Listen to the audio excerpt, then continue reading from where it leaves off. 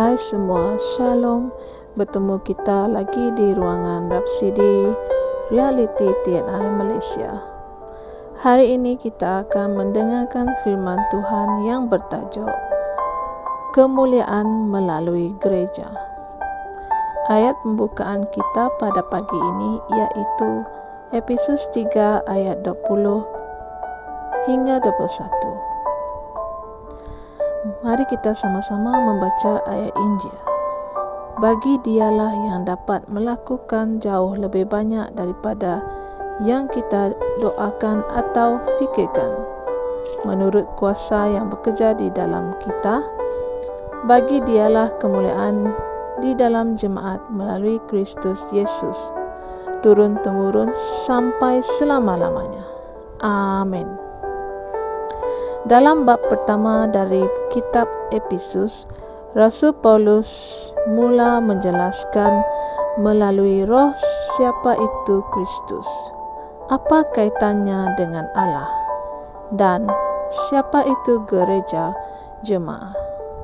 Dia juga menjelaskan dengan lebih lanjut mengapa gereja itu bukan satu kumpulan keagamaan.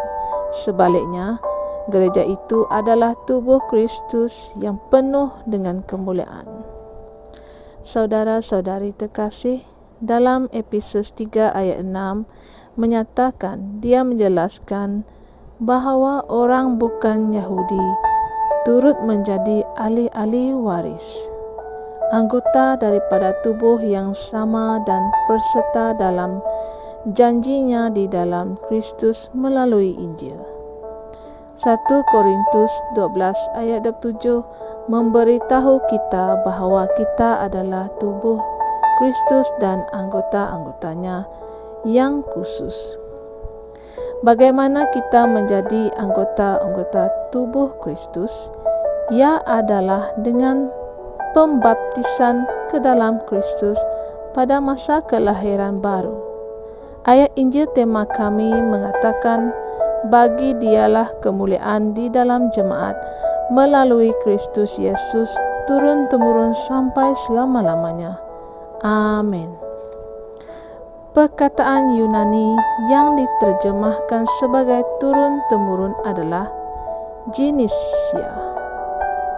Ia bermaksud generasi. Ia berarti dari generasi ke generasi. Bapa dimuliakan di gereja oleh Yesus Kristus. Keinginan dan pelayanan Yesus adalah untuk selalu memuliakan Bapa, dan dia melakukannya melalui gereja. Bahkan ketika menghadapi pelbagai penganiayaan dan tentangan yang hebat, hendaklah kita tetap berani dan tabah untuk Injil dan dengan Injil, kerana kemuliaannya ada di dalam dan pada kita. Dengan kemuliaan itu, kita mengalahkan kesakitan, penyakit dan memerintah dengan jayanya di dalam kehidupan. Gereja Yesus Kristus adalah mulia, berjaya, berkembang, serta penuh dengan penguasaan, kebijaksanaan dan kuasa. Haleluya. Mari kita sama-sama berdoa. Aku adalah milik gereja Yesus Kristus, dan aku membawa kemuliaan Tuhan setiap hari. Kristus yang ada di dalam diriku adalah kehidupan yang mulia. Aku menyatakan kemuliaan Tuhan yang sempurna, keindahan dan kecemerlangan Kristus yang ada dalam rohku. Dengan kemuliaan itu, aku mengalahkan kesakitan, penyakit, kemiskinan dan memerintah dengan kemenangan. Dalam nama Yesus, amin. Haleluya. Anda boleh membuat renungan tambahan dalam Yohanes 17 ayat 22 dan Kolose 1 ayat 26 hingga 27. Puji Tuhan. Sampai kita bertemu lagi di ruangan yang akan datang. Tuhan memberkati.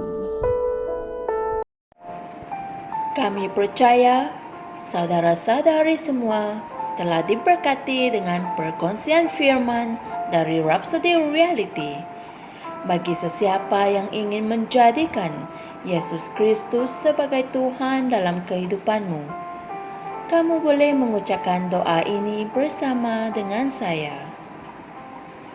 Ya Tuhan Allah, aku mempercayai Yesus Kristus, Anak Allah yang hidup dengan sepenuh hatiku.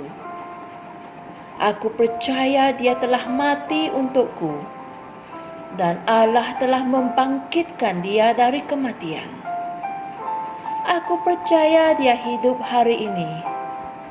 Aku mengaku dengan mulutku bahwa Yesus Kristus adalah Tuhan dalam hidupku mulai dari hari ini.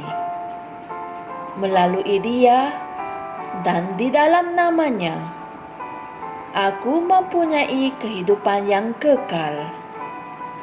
Aku telah dilahirkan semula. Terima kasih Allah kerana menyelamatkan jiwaku. Aku sekarang adalah anak Allah. Haleluya.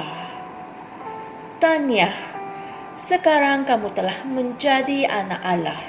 Untuk apa-apa sebarang pertanyaan atau untuk mendapatkan lebih banyak maklumat mengenai bagaimana untuk bertumbuh sebagai seorang Kristian, anda semua boleh hantar mesej di akaun Facebook kami atau email kami di tni.msia@gmail.com. Sekali lagi, tni.msia@gmail.com. Tuhan berkati Anda semua.